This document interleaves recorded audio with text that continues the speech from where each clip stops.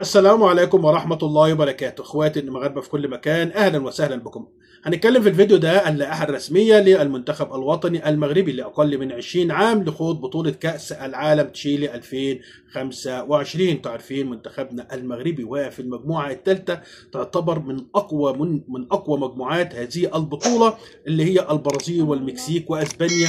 وطبعا منتخبنا المغربي كل التوفيق للكابتن محمد وهبي في هذه البطولة، وزي ما عودنا المنتخبات الوطنية المغربية في كل البطولات، سواء البطولات القارية أو البطولات الدولية أو المحافل الدولية، دايما المنتخب المغربي حاضر وبقوة، ودايما بيبهر العالم بالمستوى المميز، سواء للناشئين أو الشباب أو أيضا المنتخب الأول.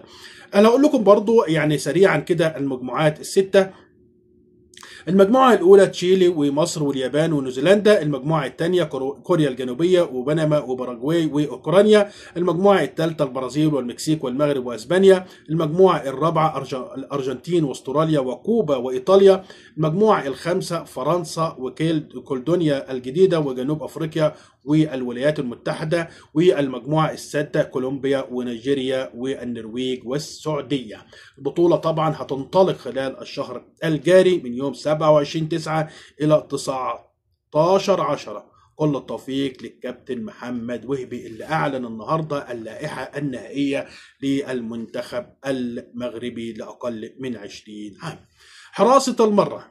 حراسة المرمى يانيس بن شاويش، إبراهيم غميز وعبد الحكيم المصباحي.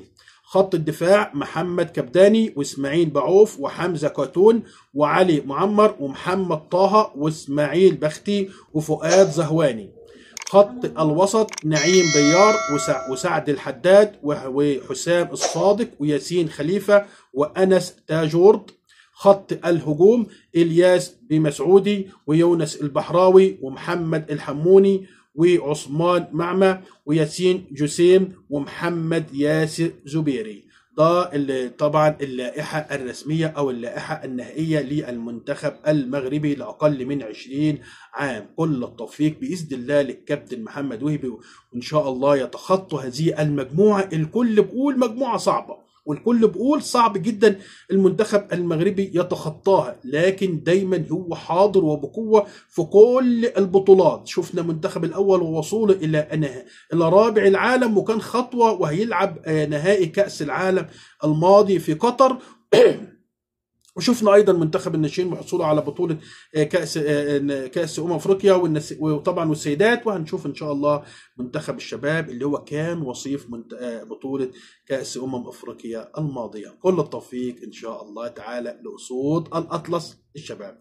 شكرا لحضراتكم، تنسوش اللايك والاشتراك في القناه. دمتم في امان الله وحفظه، والسلام عليكم ورحمه الله.